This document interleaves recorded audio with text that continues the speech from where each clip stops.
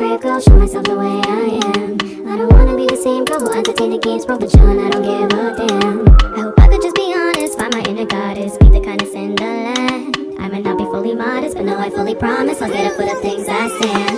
Got my 2020 goals, got my 2020 vision. I know that life is full of changes, gotta make decisions. I look down on my resume, I gotta make revisions. Another year down full of life, it's not what I envisioned. I've written all my years goals, don't look down on my paper. Hey guys, welcome back to my channel. My name is Delilah. If you're new here and long time no see, you guys, oh my god, I have been dreaming about this day. The day that I come back to YouTube, the day that I start making music again and all that. So I know you're probably thinking, I know, Delilah is one of those YouTubers that just went MIA, just doesn't care. Really, the real reason behind why I haven't been on YouTube is I just didn't have Wi-Fi in the house. I am too broke. I was too broke. I was prioritizing everything else other than the Wi-Fi bill. So Marcus and I had to sacrifice the Wi-Fi bill for a couple of months. So that is why I was gone. I am back. My Wi-Fi is back on, and I am here with a new story time for you guys. Now, I went on my Instagram and on my Facebook, and I asked you guys which video you would rather see, and out of the two that I gave you guys chose this one. So this is a story time about the time that I got locked out of my car at midnight during coronavirus in front of CVS. Alright, now first of all, while I was gone, of course, there's a whole pandemic going on. I like to call it apocalypse. It's my thing. It's incorrect, I'm sure, but I like to call it apocalypse because that's where I feel we're at this point. This is the story of when Marcus and I, our direct deposit hit, and we went to go take out the rent at night and to get a couple of snacks, get a couple of drinks and all of that. So we don't actually use the bank, so we usually just go to an ATM like a QT or like Circle K. We pulled up to the CVS. Like I said, it's 12 p.m. mid-coronavirus. It already happened, which by the way, before I start my story time, I really hope you guys are staying safe. I truly hope you guys are staying safe and everything's okay. I have been okay so far. I'm blessed to not have dealt with corona yet, and hopefully I won't have to. Hopefully we can get some stuff in order, but let's just be honest, our government is not gonna allow that to happen. Things are gonna go to shit like they always do. So back to the story time. So we pull up to the CVS. Marcus comes out first and he closes his door, and now this is a key detail. Our car does not have automatic lock. It is just a lock that from the inside that you could press the lock on the inside or just manually just, you know, move them open and close, which I usually like to do because I don't have the lock because I'm not a driver. So basically, Marcus has this keychain around his neck and it has all his keys on it, and usually one of us would look out for the other and be like, hey, keys, just so you know we don't lock ourselves in one day. So this was the day. This is not the first time we've done it. I wasn't there the first time Marcus locked himself out, but he has done it before. But he called a maintenance man, right? Okay, he called somebody to come and unlock it for him. 12 a.m., CVS, Marcus is out the car, I'm coming out the car, I swing my door open, and I'm so happy, you know, direct deposit hit, I'm about to get my snacks, and I see the keys right there sitting in the car, and I swing the door closed, and then I'm like, wait, Okay, so a part of me does not want to believe those are our keys, but of course, they were our keys. So what happens next is I scream out Marcus's name and he's like, oh my god, we forgot the keys. Okay, so now what do? Our car is a coupe, so we only have 2 doors, and so there's only two big front windows and there's 2 tiny windows that don't go down in the back. There is no one we can call. First of all, it's coronavirus. Like I said, the middle of coronavirus, people don't really wanna, that's still when it was, you know, a really big panic, which obviously it still is, but when it first started, it was happening, so I was even more panicky being around people. We're entering CVS and we make our purchase for, I think, whatever we needed with the cash back that we needed, and we're panicking the entire time. The cashier is having a grand old story time about how her hands are burning because she has to use so much hand sanitizer. Her hands are burning and like bleeding, so now she has to lather her hands up with lotion and put gloves on. So that was a nice conversation to have while I was freaking out. We come out, we're like pacing back and forth. What are we gonna do? The first thing I, of course, suggest is breaking our car window.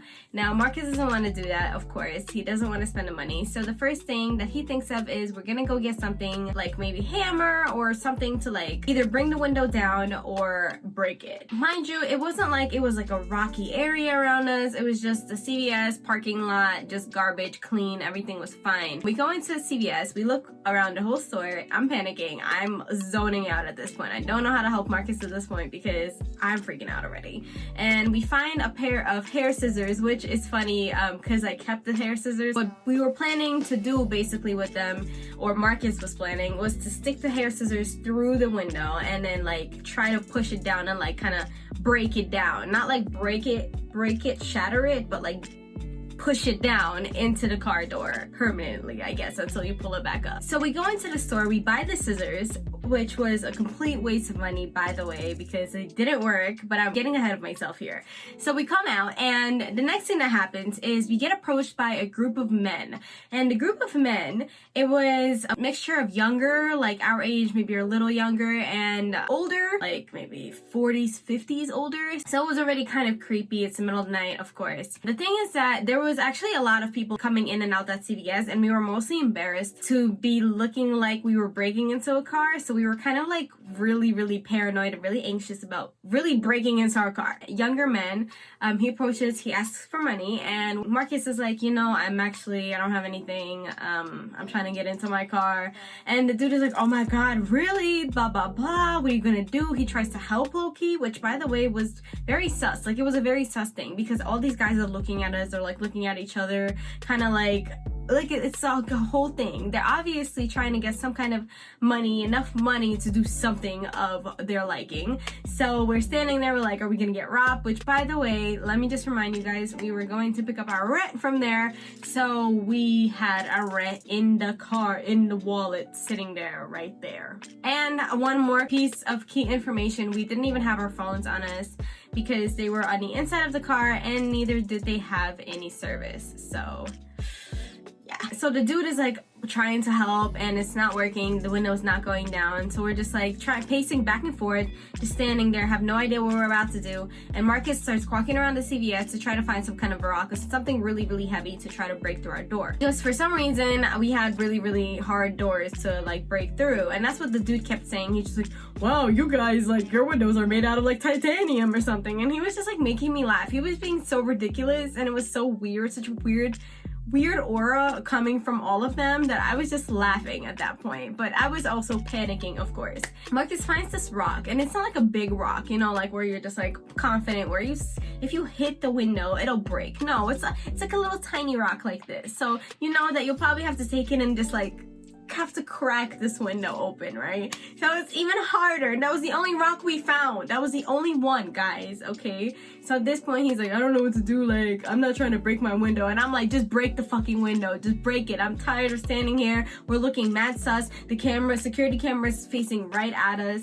These people are looking at us. I'm thinking somebody's about to call the cops, be like, hey, somebody's breaking into this car in front of the CVS. I'm freaking the fuck out. So Marcus looks up, and there's this dude in this like white kind of van, kind of like car, like pickup, like he's in like this white minivan or some shit like that. I don't fucking know. And he has his window down, but he's like watching us, where he's watching as we're trying to like do what we gotta do, right? So Marcus goes, hey, I don't really want to hit your car, but I'm about to break this window. And so the dude is like, oh, you left your keys in the car? And he's like, yeah, so can you move over? And he's like, do you have some money? And we're like, no.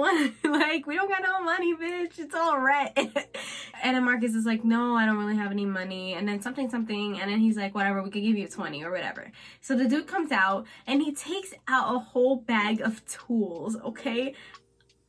Guys, it's like I said, it's midnight and we're just standing there around these customers, and he takes out this bag of tools and he starts fucking like shining this light into our car and try to figure out like what he has to press, what he has to do, whatever. Then he proceeds to take out his antenna off the front of his car the silver antennas that catch your radio waves. So he twists that out of his car and starts sticking it through our window, trying to get into the car. And 5, 6, 7 minutes of agonizing, just standing there while this one dude that's making me laugh is circling us and being mad sus. And the group of guys is standing right there just watching this entire thing as we're fucking panicking. And he finally opens the door. But let me tell you guys, like I said, we have this wad of cash in the car, and I told you guys he's looking around with the light. So Marcus was scared that he was gonna try to rob us because, first of all, he already looked sus the entire time. While he was sitting there in the car watching us, Marcus, he ended up telling me that he thought that he was together with the other guys because he looked so mad. He looked very serious. What I think that happened is that he thought that we were kind of like being sus or acting sus around his car. So he was just scoping out what the fuck was happening before he got out of his car and went to CVS. So anyway, he didn't rob us. He looked very serious the entire time. While he was unlocking our car, he looked very, very, very mean. Like he did not want to do any of that shit for us. So he proceeds to unlock our car, and this dude that's making me laugh, he's like, oh, he's your lifesaver right here. I'm like, dead ass, you are my lifesaver. He unlocked our car, guys. He unlocked our car. And the whole time he was very, very like hesitant to like unlock the car because like I said, the security camera is right at him. And he was a black man. So of course, the first thing that they would think is that not that he's helping somebody, but that he's breaking into somebody's car. So thankfully, we didn't have to deal with any police, and we didn't have to deal with anything else. And we got into our car, we gave him a 20, and we dipped the fuck out. Like our life depended on it. We were there for about like an hour trying to get everything together, and it was just a nightmare, okay? So that's it. That's just a little story time about what happened while I was gone. Actually, a few things have happened, and actually more things happened with the car. I think I'm gonna just sit down and tell you guys all the things that I've ever had to deal with being an owner of my first car, things that I have learned, things that I would look out for as a new car owner, and things like that. And also, I'd like to mention that my lease is actually ending next month, so I'm very excited to bring you guys on to a new place. We're not planning to renew the lease here, so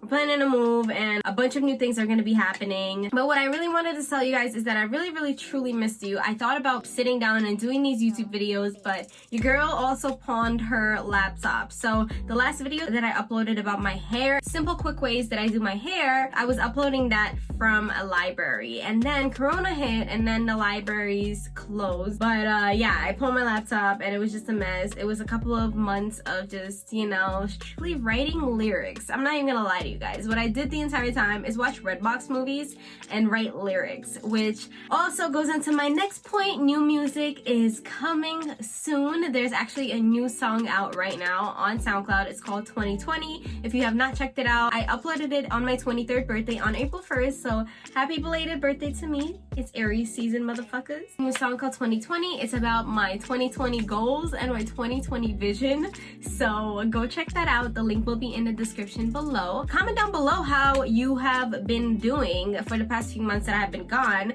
What have you been doing? Anything fun? How have you been enjoying yourself or trying to keep yourself afloat during this virus? What have you been doing at home? Where are you located? Are you quarantined in, or you just stay at home? Here in Arizona, we're not quarantined or on lockdown, but we are directed to stay at home most of the time unless we need to run errands. So that's what we've been doing here.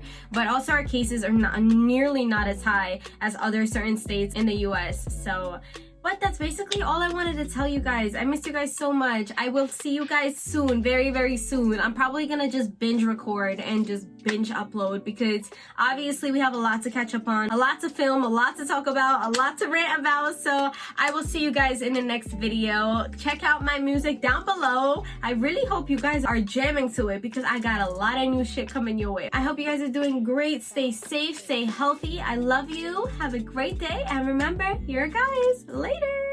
646 where I was raised, what you saying? I'm not phased. I've been down this road before, but just know my streets are paved. Look at you, so well behaved. Did me dirty, can't be saved. Thought you saw a clearer picture, I was wrongfully betrayed.